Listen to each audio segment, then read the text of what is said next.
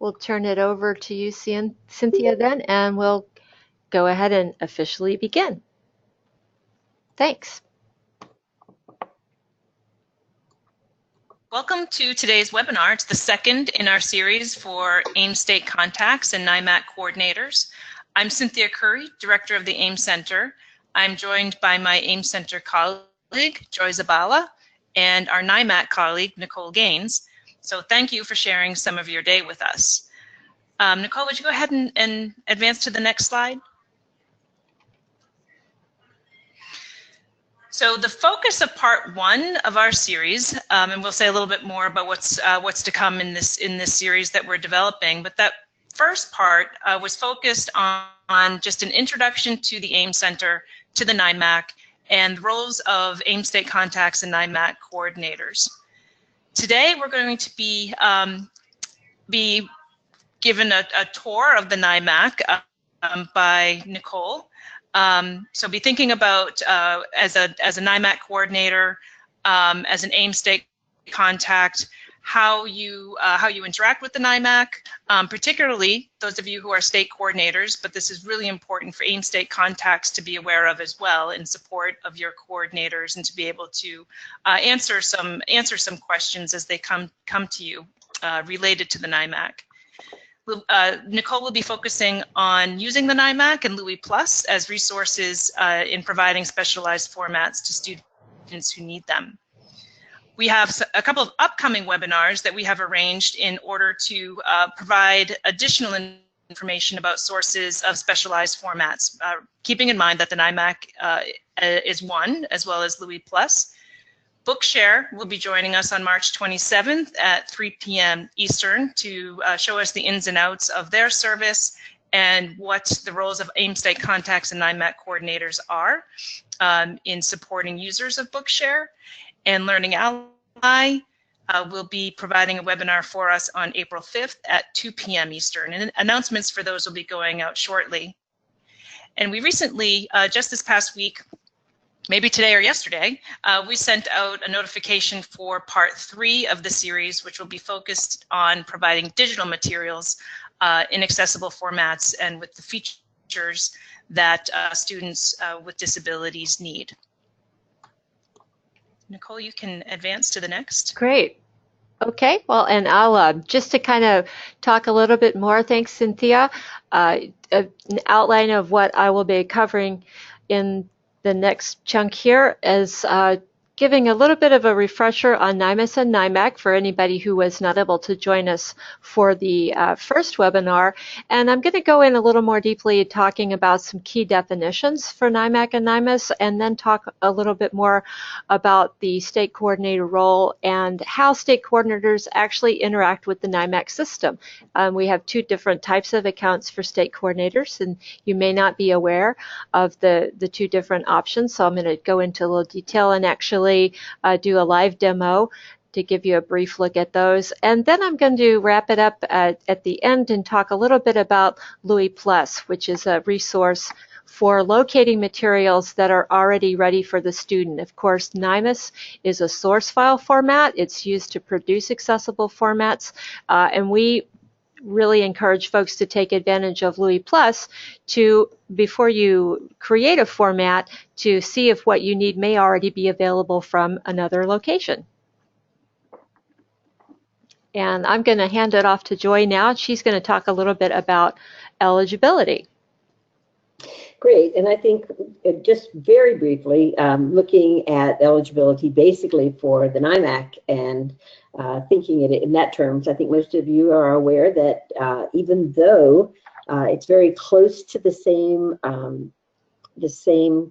words that are used for eligibility for across the restricted areas, that they are a little bit different. So for today, since we're focusing on working with the NIMAC, then the eligibility requirements for the NIMAC are to be served under IDEA, to basically have an IEP or another. There are very few other kinds of plans that come out of IDEA, but one of them is a plan that typically is used between public school and a private school that might be a different kind of service plan. So typically we think IEP, and we also know that they have to be a student who is experiencing a print disability, blind, visually impaired, physically disabled, or having an organic dysfunction. And for the NIMAC, they use all 4 of those categories. So that's the brief of eligibility in this particular arena. Thanks, Joy. And again, just to kind of, when we talk a little bit later about Louis Plus and the organizations that participate in that unified search, there's a wide variety of materials that you may find available there, and they will not all be subject to the same limitations, and it will just depend on organization in terms of whether these kinds of eligibility requirements come into play. So thanks again, Joy.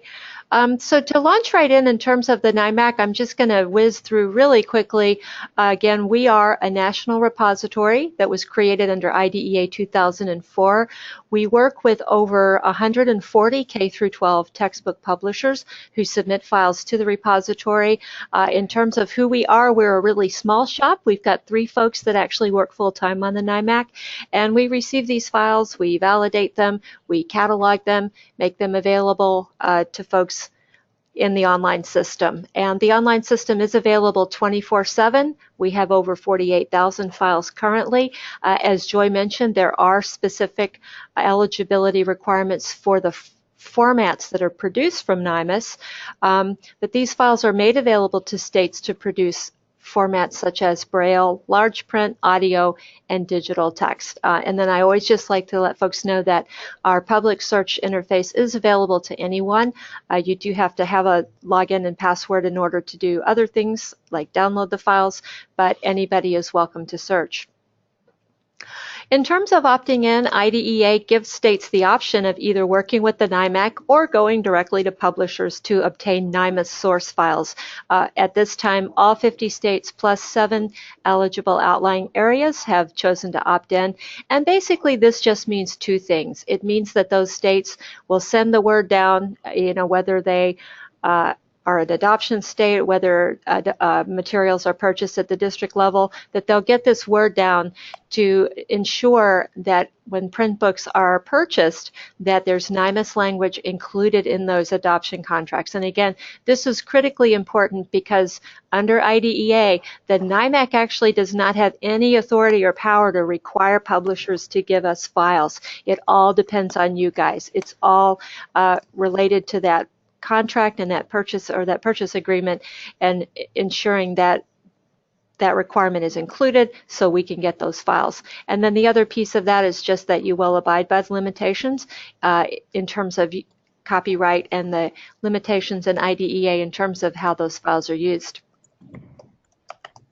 Now, if you're a state coordinator, or you may be a state coordinator one of these days, the good news for you is that really the responsibilities are very modest. The state coordinator basically does 2 things.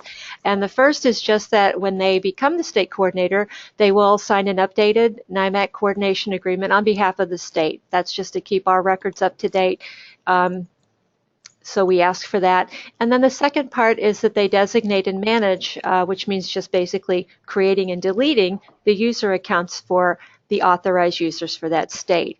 Now again, because NIMAS is a source file format, the usual number of authorized users for a state is usually fewer than 5, because those are, we don't provide files directly to students, directly to schools.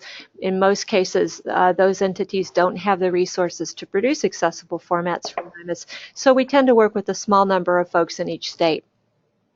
So just a really quick recap, the 3 main types of accounts again. Every state has a state coordinator. There's only one.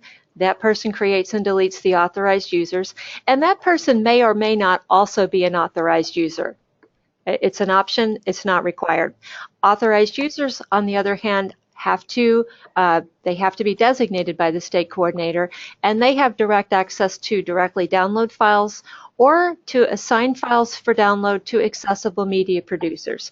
And so the third type of account is the accessible media producer account.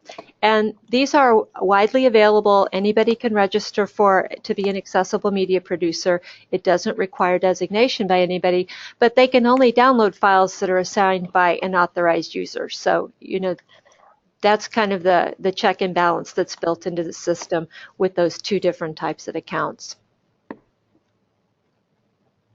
So before I move on, I'm going to talk next about some key definitions related to NIMAC. Are there any questions up to this point about the kind of the whirlwind tour? Okay, well, I'm going to move ahead then. So basically what I'd like to talk about now are just 4 key definitions that are found in IDEA that govern the way that NIMAC and NIMAC work. And the reason that these are important is that, I know that we have hopes that when reauthorization happens one of these days that we will be able to revisit. There's a lot that for the NIMAC standpoint, we would really like to see changed or addressed in reauthorization. But this is kind of what we have to work with now. We have to abide by what we have in these definitions. And the complete language is actually, this is courtesy of the National AIM Center. They actually have the NIMAC language on their website, and so the link is included here if you are interested in some gripping reading later on. So starting out, the NIMAC format, this is a really important definition. It stands for National Instructional Materials Accessibility Standard, which is very, very long, which is why we say NIMAC instead. But the most important thing here is that it's the only format that the NIMAC can receive, and it is that source file format. It's really intended to be read by other software programs and turned into something else. So again, if there's only one thing that you take away regarding the NIMAC format itself, it's that you don't want to give it directly to kids because it's not end user usable in 99% of the cases. So the second important definition is the definition for the materials that SEAs and LEAs can require publishers to provide to us, and those are print instructional materials. And this is a long definition, but there are 3 basic key pieces to it. And so I'm going to just kind of highlight what those are as I go along here. So it says the term print instructional materials means printed textbooks and related printed core materials that are written and published primarily for use in elementary school and secondary school instruction, and that are required by a state education agency or local education agency for use by students in the classroom. Okay, so the first piece there, printed instructional materials. At this time, the NIMAC cannot accept NIMAC files for born digital materials. It's printed textbooks only for which we receive NIMAC source files. The second is written and published primarily for use in K through 12 instruction. As you guys know, there is a lot of stuff that's used in schools that may not necessarily fit those criteria, so we don't get NIMAC for everything. And then the third is required for use by students. So again, in terms of what we get, ultimately it goes back to those print book adoption contracts, but when you do acquire a program, there may be materials in there, for example, student editions. We do not receive student editions of materials. There may be a lot of trade books, for example, novels that you use in class. College textbooks, that's another gray area. There are some publishers who are very willing to provide NIMAC for materials that are used both in college and in high school. Others are not. So the long and short of this really is that, since the effective date in 2006, SEAs and LEAs could start requiring NIMAC in their new contracts. It wasn't retroactive to materials that were used before that, but when it comes to the real life kind of situation and figuring out, well, should there be a file for this? Is there a file for this? The bottom line is that if you need material and you're not finding it in the NIMAC, give us a call or drop us an email. We're happy to look into it because it can get complicated. It can be difficult to know. And the other part of it is that if you're not involved in the procurement process, you probably don't know if if NIMAC was required or not. So we're always happy to help in terms of trying to get files if we can get them. Again, the only way to require NIMAC is the adoption contract, but sometimes we are able in some circumstances to get NIMAC after the fact. So it never hurts to ask. We would always much rather look into it and see if there's something we can do to help. So the next thing is just, this is pretty straightforward, the specialized formats that can be produced from NIMAC. Braille, audio, digital text. And then one of the things that was really cool about IDEA 2004 is that it also included, when it came to print instructional materials, it kind of expanded Chafee to cover large print when those materials were going to be distributed exclusively for students with eligible disabilities, with the blindness or other persons with disabilities. So that was pretty cool. And then so the last thing, blind or other persons with disabilities, and as Joy mentioned, basically IDEA points back to itself in terms of served under this act, and then also it points also to the act, an act to provide books for the adult blind. So basically it points both back to IDEA and it points to the NLS guidelines. So that's kind of, those are kind of some key definitions that really, you know, they kind of provide the parameters in terms of how the NIMAC and NIMAC currently work. And again, I think we all kind of have our wish list of someday in reauthorization, can we fix this and this and this? But you know, this is kind of where we are right now. So Nicole, we have a question from Victoria. The question is, are there specific data available from authorized users to the state contact that are not available as those designated as an AMP? So I'm not sure. Victoria, please feel free to speak up and ask your question if you'd like to. Okay, can you hear me? Yes. Oh, yay! Microphone working. Okay, so I guess my question is, you know, if you designate somebody as an authorized user, do you have the same information as you do? Like I know I can tell the download history for my authorized users, but I'm not quite as sure if that's the same for the AMPs. Right. That's actually a good question. The way that it works is that you're not able to, because accessible media producers can only download when you've assigned something to them, you don't actually have access to their download reports, but you do have access to the reports of all AMP assignments for your authorized users. So that's actually something that we're going to talk about later when we actually take a look in the state coordinator accounts, and I can actually show you where you can find that in your account. Awesome. Yeah. So if I were to move somebody from an AMP to an AU, then I would get their download history. Is that's true correct. Or not? That okay. is correct. That is correct. And yeah, and kind of one of the main differences is that accessible media producers, you know, you can be you know, you can work for more than one state. You can, you know, be a kind of a freelance Braille transcriber that works with a lot of different organizations, and you could really be anybody. You could be for-profit, you could be nonprofit, and so those are really kind of wide open in terms of if you provide a service, we're happy to set up an account to make it easier for you to work with states. Whereas authorized users, you know, they tend to come from within the educational structure of the state. And they have kind of a more limited role in terms of providing services for kids in that state. I don't know if that helps, but that's just kind of one of the distinctions. Awesome. Thank you. Sure. Thanks for your question. So getting back to the kind of the role of the state coordinator with the state systems, pretty much each state has its own system for working with you know, NIMAC to produce formats. A lot of states work with what we tend to informally refer to as the national AMPs, the American Printing House for the Blind, Bookshare, to serve NIMAC eligible students. Another national AMP is Learning Ally. They actually, for their own production reasons, do not actually have a NIMAC workflow, so they do not use NIMAC, even though back in the early days of NIMAC, a lot of states actually did designate them as an authorized user, but they decided that they would go a different direction in terms of how they produce audio. So, but that would be another example of a national AMP.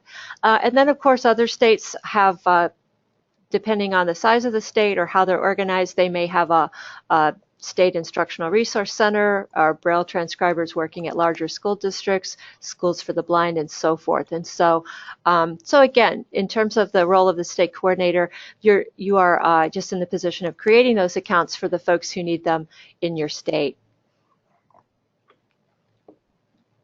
Oh, we just talked about this, but I'll talk about it again. So who can be an authorized user?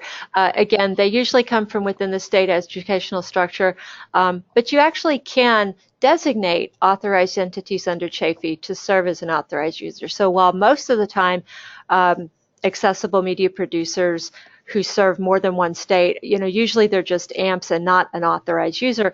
Bookshare, because of the way that they provide services, they actually ask to become an authorized user for states because it streamlines their process. If they're needing to produce NIMAC source materials on behalf of your students, it makes it easier for them if they're an authorized user. So they're they're really kind of the main ones. I think in terms of other accessible media producers who are authorized users, there are not a whole lot. So Bookshare is kind of the main example of one. Hey, this is Vicki Gatanis again. I have another question. Sure, go ahead. Sure. Okay, so authorized users, are they, and they are tasked with keeping up with those certifications that those students meet those Chafee requirements? Now, in terms of eligibility, that is entirely and 100% up to the state. So however that's addressed, it may happen at the authorized user level, or it may happen somewhere else. So that would just kind of depend. I mean, for example, if you had somebody who was an authorized user and they were at a school for the blind, for example, then they would be directly serving those students, and so presumably they would know. But for example, with Bookshare, my understanding is the way that Bookshare deals with it, they might be an authorized user for you, but they just kind of trust that, when you set up the accounts for your students in Bookshare, that, you've actually done the homework yourself to verify it, and, you basically tell them what criteria the student meets, and that's kind of it, at least for public schools. So it really just kind of depends on how you're working with the organizations that are providing the materials. Great, thank you. Sure, no problem. So talking a little bit more about authorized users, state coordinators are welcome to designate themselves as authorized users if they're directly involved in NIMAC work. However, this isn't required. We kind of see both, we've seen both types of state coordinators over the years, and currently we actually have about 15 state coordinators who have decided that they want to have what we call hybrid user accounts, that they do want to be authorized users. And so for those folks, we are actually able to provide them with an account that allows them to access state coordinator and authorized user functionality with one login, which is their state coordinator login. So we have both types of accounts, if you want to be an authorized user or if you don't. So again, just to kind of to go through in terms of the two different accounts, we call the basic account the default state coordinator account. It's not a very exciting name, but basically what that's designed for is you have the ability to create and delete authorized users, and again, as we were mentioning a moment ago, you have the ability to generate reports for your authorized users. And then of course the hybrid account, it has all of those same functions, but also it does have the authorized user functionality as well. The one thing the only thing that we really need, if you're somebody who this is new to and you're thinking, wow, this sounds like it's something that would be useful, all we need for you to do is send us the NIMAC limitation of use agreement, and that's it's freely available on our website, but we could also email it to you if you would like. So you could just let me know offline if you're interested in this option. I also just wanted to throw out there for you guys that the NIMAC will be offering a training webinar for authorized users on March 13th at 2 p.m. If you are one of those hybrid users, you would have gotten the invitation for that, but if you are not and you're interested, let me know and I'll send you the link. So what I'm going to do now is I'm actually going to show you just briefly these two different types of accounts for state coordinators. Again, the default account that's really just kind of centered on that more narrow role, and then the hybrid account that is more expensive and also includes the authorized user functionality. So I'm going to switch gears here and bring up a page here, and what you should be seeing now is the NIMAC public search page, and this is actually nimac.overdrive.com, and this is I kind of like to just show folks this because this is when I mentioned earlier that anyone is welcome to search the NIMAC. This is the page. And you can also log in from here. You can also log in from our informational website, which is separate, and that's nimac.us. And we also have training videos available there and other resources. So I encourage you, if you haven't checked out the NIMAC website in a while, to give that a look as well. So I'm going to log in here. The login page, pretty straightforward. Just enter your user ID and password. And what you see when you log into the default account is your authorized user registrations. That's always going to be your landing page for a state coordinator account. And we're going to walk through that process of registering folks in a moment. But I did just want to point out the other links that are up in the upper right-hand corner. Again, we have the search page here. And so you can actually search, and this would be the same as the public search when you're logged in as a state coordinator. Now, if you have the default account, you won't be able to download or assign files, but you can still always search. You will notice also that to the right of your name, you will see a user information tab. So you don't want to be confused by that. That's not your authorized users, but it's actually where you can go to view your own account information. And so on this page, you see the details that we have associated with your account. And if you need to make any change to this, just let us know. Our email address and our phone number are both available on this page. And the other thing that you can do from this page is if you wanted to change your password, there's a button here if you want to just change your password for any reason. So the other things that we see up here is we talked about the fact that we have these reports, and we'll talk about that in a moment. And then the authorized user registration, this is just going to be a link that takes us back to your landing page. So that's just kind of a handy thing to know. So you can really navigate through the portal with these links at any time. They're always going to be in that same spot. So when we're on the authorized user registration page, you'll notice that you have 3 different tabs. We have new, pending, and active. And if you are somebody who's new to being the state coordinator, any authorized users that are already established and active for your state, they're going to show up on that active tab. They're going to be there. And what you notice is that you have information here. There's an update date. That's generally the date that the person's account was created, the organization name, and if you need contact information for the person, you can click on that name and you can see all of the information that's associated with that user's account. So that could be handy at some point. First name, last name, email address, and of course the delete button. And so if you ever need to delete a user, then you have that ability to do that. Now, one thing that you will notice that you're not able to do is you aren't able to edit. And that's actually intentional because the accounts, because of the way that the DRM works for the NIMAC accounts for authorized users are not transferable. So if you have a change and you actually have, okay, this person, it's the same person, but they have a change to their email address, so they have a change to their name, just let us know. We're happy to help with that. But otherwise, if it's someone who's retired, they've left their position, what we really need you to do is just delete that account and create a new account for the person that's taken their place. So that's the active accounts. So the new accounts, however, that's where you're going to go if you're going to create a new account for someone in your state. And the nice thing is that it's a streamlined process now, and it's actually much easier in our new system than it was in our previous system, because all that you need to know is the organization name, and I'm just going to put in some information here. So all you really need to know is the organization name, the person's name, and their email address. And then once you click Create, then that person is going to show up as a new authorized user in your system. And really, your job is done. The rest of it is taken care of by the online system and by the user and by us.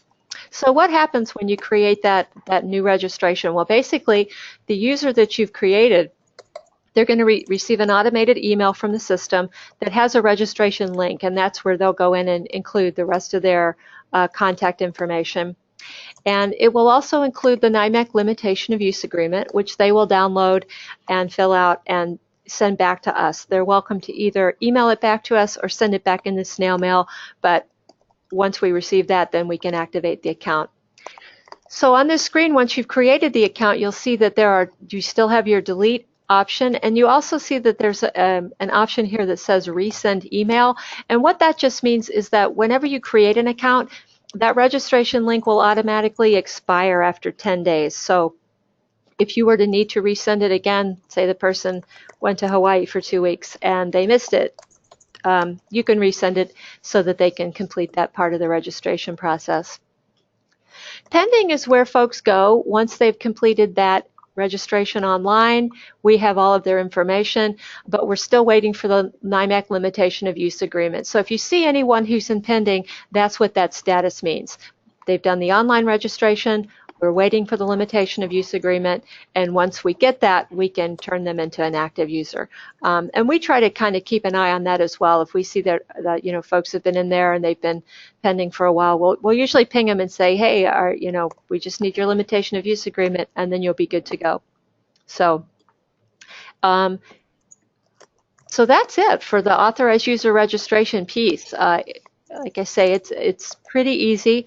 And then the other thing I just want to talk about briefly are the reports. And again, the nice thing about it is that you do have access to your authorized user download reports, and this includes accounts that no longer exist. So if you're kind of concerned of, I want to be able to have access to the data for this person even though they've retired, you will. The system will still let you have, it will still include their downloads and their activity in the report, so you don't have to worry about that. So the reports are pretty straightforward. In the case of the download report, you can choose total downloads, unique by title, unique by account. You can choose a start and end date for the report, or if you do not choose one, it'll just give you all downloads for your state since the NIMAC started. And then you have several options for how you'd like the report to be grouped. When you export, it'll generate a CSV and save it wherever your downloads are saved on your local machine. And then the second report is the AMP assignments for the authorized user. And this is what I was mentioning earlier in terms of an option that you have where you can choose which authorized user you want to generate the report for. And then again, you just export a CSV, which can be opened in Excel or another spreadsheet program, and you can see that information. So that's the default state coordinator account for the NIMAC. Any questions about that before we take a quick look at the hybrid account?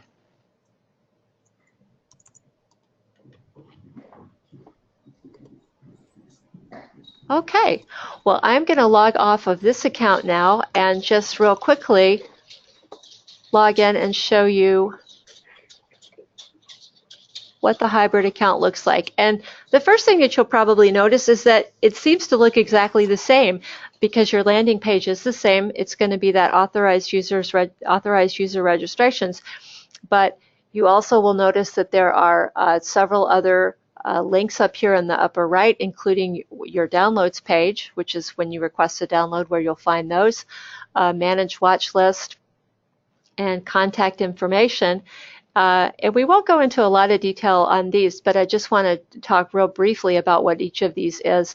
Contact information is just a way for authorized users, if you need the contact information for any of the publishers or any of the accessible media producers who are registered with the NIMAC, you can find it in the system. We just make that available.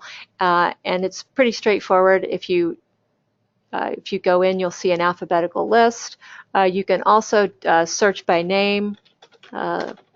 Whoops, we'll just look up Cengage. Cengage. And then if you click the organization name, you get their contact information. So pretty self-explanatory. Another feature of both the publishers and the accessible media producers, if you were to need to generate a report for any reason, and I'm thinking more like with accessible media producers, you might want to actually try to locate somebody who provides specific formats. You can actually click the export button at any time and just generate a report anytime of all of the AMPs who are registered with the NIMAC. The watch list is a little different. This is actually an optional feature in the system that allows authorized users to be notified automatically by the system if they are in need of a file that's not yet available. The important thing to remember about this is it's not actually a mechanism to ask a publisher for a file.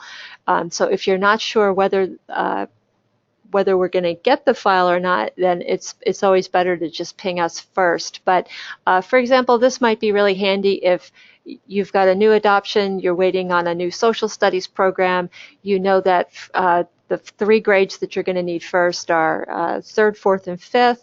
You can add those 3 ISBNs for those textbooks, and then when the files are available, the system will automatically email you and say, hey, this is ready for download.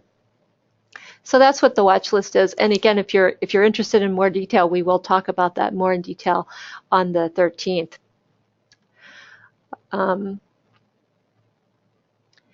Reports for the authorized user who's a hybrid user, you're still going to have your authorized user reports for all of your authorized users, but because you are a hybrid user, you also have your own authorized user reports on your own activity. So to try not to be too confusing, the way that the system has to understand it in order for the system not to be confused is that you've got your authorized users that are created under your state coordinator account, but your activity is not included under those reports. It's separated out because you're special. So anyway, that's what that's about. So the next thing that I want to talk about real quickly is I want to talk about searching. And again, anybody can search. But when you're a hybrid user, you can also download and assign files to accessible media producers. So I've entered an ISBN here on this page. And you can actually do that. Actually, what I'm going to do is I'm going to take that out of there because I want to show you that if you are anywhere in the system and you would like to go to just the basic search page, if that's just where you're more comfortable, you can actually click the search button without entering any search term, and that'll just take you to the inventory page. And so you can actually do a search from anywhere, but you can also click that search button and that'll take you to the inventory. And that can be really helpful because in the new NIMAC system, we still kind of think of it as new. It actually went live almost a year ago. It was last March, but there was a lot that changed with the system that we released last March, and one of them was the way that the searching works. And one of the new features that we have is that either after you do a search or even before you do a search, if you want to apply search filters to the entire inventory, you can do that from this page. And an example where that might be handy is, say you are actually waiting for a new adoption and you want to see, has the publisher started sending those files in? Do we have these files yet? You can actually go and while the total NIMAC inventory we see is, it's now 48,745, we can actually apply certain filters to that inventory. Say we have a 2019 copyright and we're looking for an Oklahoma State edition. We can see that, okay, McGraw-Hill has submitted the grade 4 2019 My Math, but not the other grades yet. So that can be a use case for applying those filters to all of the inventory. You can also kind of mix and match those filters. You can clear your search and start over again. I actually just did that ISBN search, so I'm no longer in all inventory. But if I was, actually, let me go back and do that again because I do want to show you what it looks like. And this time I'm actually going to choose California just because there are more options there. So, and then so I've got copyright 2019, state edition in California, and then let's just say grade level, and grade level, say grade 10. So if I've applied all of these filters and then I decide, well, actually, I want a different grade, I can just click that little X by grade 10, and the other two filters will continue to be applied, and then I can choose another grade level. So it's kind of nice because you can move around back and forth with the filters in looking at the inventory. Now, when it comes to looking for a specific book, the ISBN of the student edition is always the best for searching, and without the hyphens. One of the things that gets really tricky these days is that publishers are packaging hard copy books with a lot of different digital resources, online resources, subscriptions, and the important thing to keep in mind if you're looking for NIMAC, or even if you're looking for any specialized format of the print book, is that a lot of those marketing ISBNs that publishers use, they don't appear anywhere on the print book. So the ISBNs that the providers are going to have, they're going to be the ISBNs that are actually on the print book. So if you can get that student print book, because again, the teacher edition is also a different ISBN, then that's the one that you want. So this is what it looks like when we do our search. I have a book here that's called Polar Bears. I see some brief bibliographic information, and over to the right, I see that I can view the title details. That just takes us to the detailed record. I can manage AMP assignment information, and again, that's where I would go if I want to assign that to a user to download. And then I also have the option to add this to my downloads, and I'm just going to walk through that super quick, but it's going to bring us to a page where we choose whether we want the full download with images, the XML download, which does not include images, or what we call the PDF download. Don't be confused, we don't actually have the books in PDF. We have the PDF of the title page and copyright page. Occasionally that's useful for folks just to verify the book. And once we choose that, then we have a scroll through limitation of use agreement. This is the same thing that you will have signed when you got the account, so it's just there if you want to look at it. Probably most people will not, but it's there. And then you just click I agree. You'll get a confirmation that the download request was submitted.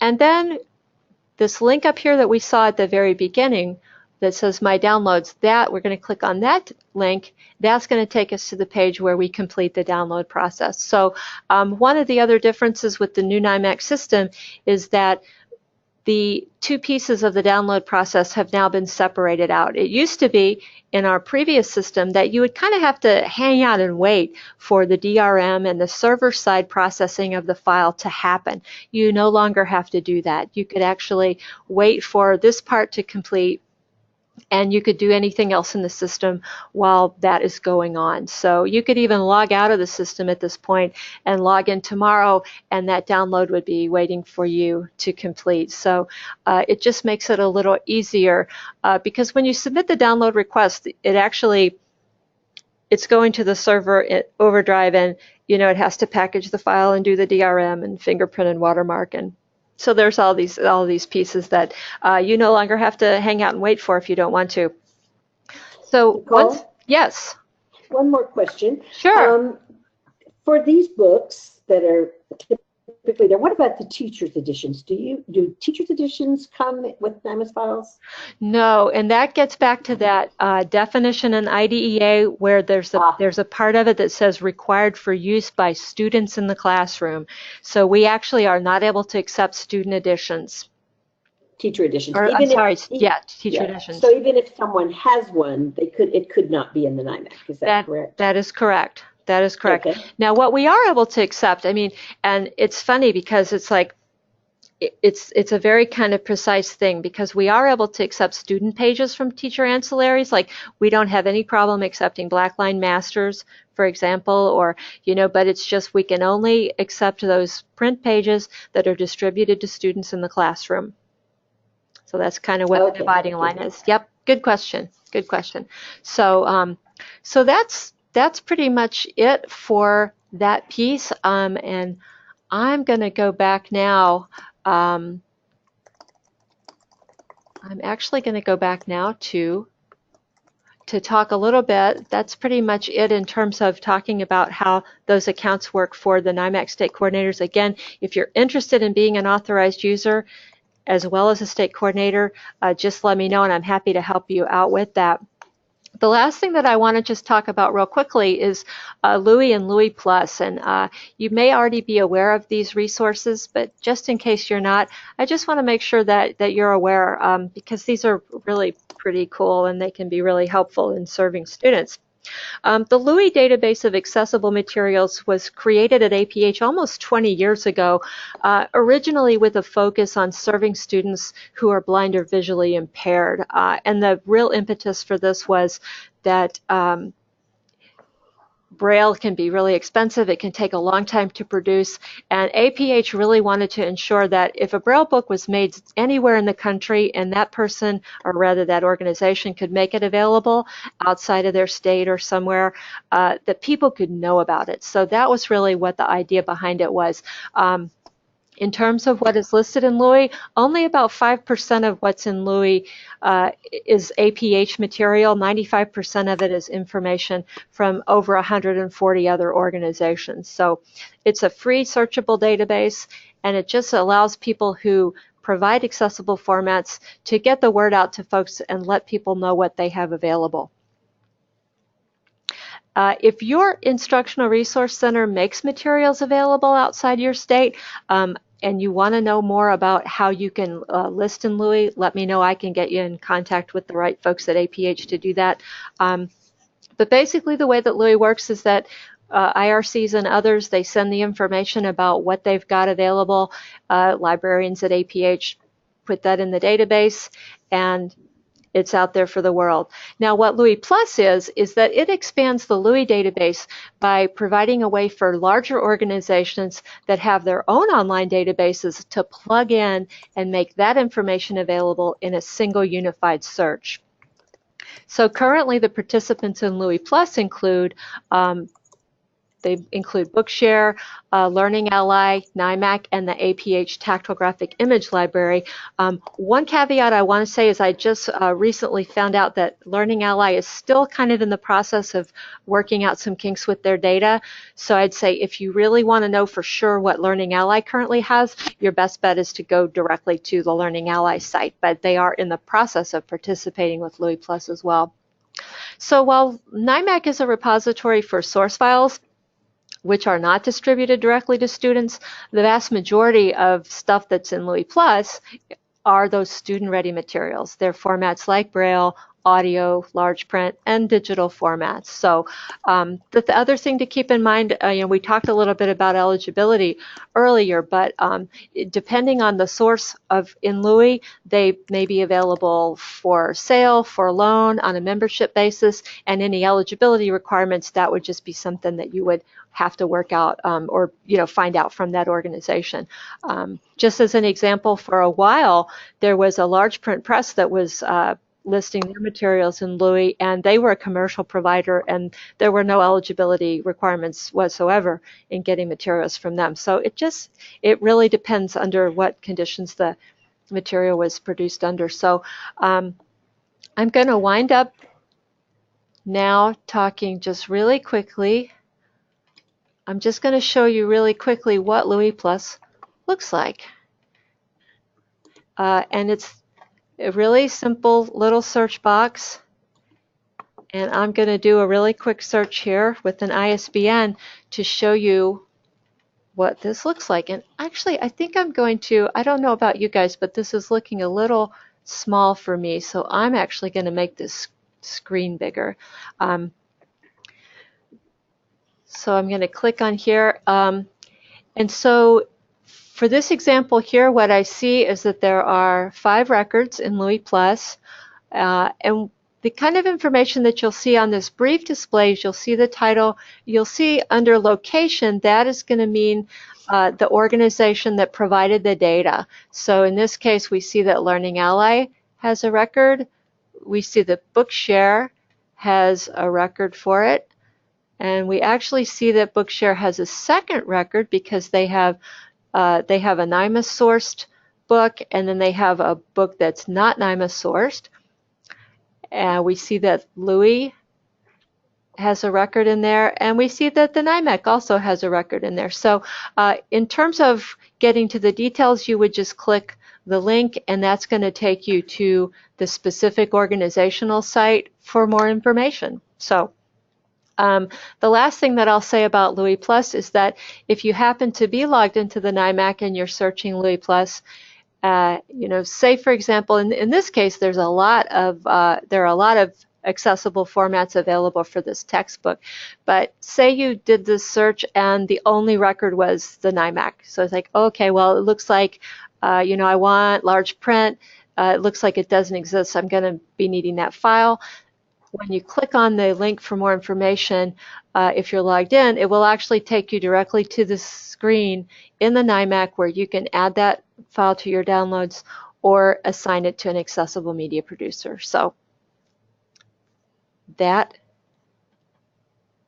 is Louis Plus. So.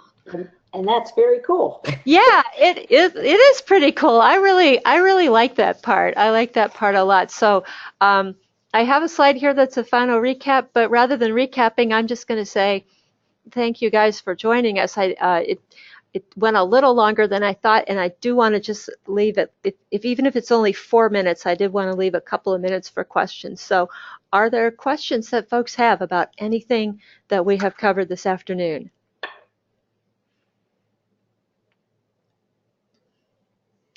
Is there anything, Joy and Cynthia, that you would like to add, or any questions from you guys? I guess one comment, in case it came up to anybody thinking about the whole eligibility thing again, is when you showed in the Louis Plus and you showed that Bookshare had a NIMAC sourced book, and then they also had the same book that was not NIMAC sourced. Mm-hmm. So that they'll go into that much more, I'm sure, in the Bookshare presentation. But just in case anybody wonders about that, that means that they don't. If the NIMAC sourced book from Bookshare still has to have those same criteria for eligibility, be served under IDEA, and meet the criteria related to having a print disability, where the one that isn't NIMAC sourced could be used with students who had perhaps a 504 plan or something related to ADA. That was just my only comment. Right, and thanks. That's a really good clarification to make, because otherwise it might kind of look like, why is their record in there twice? But it's actually because they have 2 different digital sources available. So perfect. Great. I want to thank you for all the work that you put into this. And even though I've been around this neck of the woods for a really long time, you showed a lot of things that I've not seen before. Oh, great. Well, sure. Very happy to do it. So. I agree with Joy, and I think Joy and I might have to admit that we've had a back channel going back and forth about some of the things that you've been sharing that we need to include on the AIM Center website, or some things that we can update. So this was hugely helpful, Nicole. Every time I hear you talk about NIMAC and the NIMAC, like Joy, well, I haven't been in this area for as long as Joy. Oh, yeah, you have. You've got a couple of years on me. But I always learn so much, and I think that those who attended today really benefited a lot from everything that you shared, and they need to know that this is a lot, and it's complicated. Obviously, Joy and I are having this back channel about things that that as we spiral around the NIMAC and the NIMAC and NIMAS, things that pop up for us and we think are really relevant. So I know those of you who are just learning this, there's still a lot of information that you may need to get clarification on, additional questions, and of course, Nicole is your go-to person for that. So her contact information and email address are both in the on the slide on your screen, and of course, contact information for the AIM Center is there as well. Of course, if you have questions about the NIMAC, we will forward it on to Nicole. Yeah. Gladly. She always accepts these questions eagerly, so please don't hesitate. Right. And Well, yeah, thank you. Yeah. Were you going to say something else, or? I was just going to say before, and I want you to have the final word, Nicole, that I put the link to the evaluation for today's webinar in the chat. So it's the SurveyMonkey link, and it would be wonderful if people would take just a minute, maximum 2 minutes, to complete that survey for us. Great, great. And the only thing that I would say, just in concluding, is that NIMAC and NIMUS, it's really, there's a lot of it that's not very intuitive. And so we really are happy to help in any way that we can to answer questions, to, help again, to find out, especially again about if there's material that you need and you're not able to locate it. We are always happy to research it. The worst thing that can happen is we have to say, we're not able to help for whatever reason. The publisher can't provide NIMUS or will not provide NIMUS for this. But 9 times out of 10, we find that we're able to get materials that folks need, even if for whatever reason the material wasn't included in an adoption contract or what have you. And so we're just happy to help, and would just encourage you to get in touch if there's anything we can do. So thanks, everybody, and have a great day.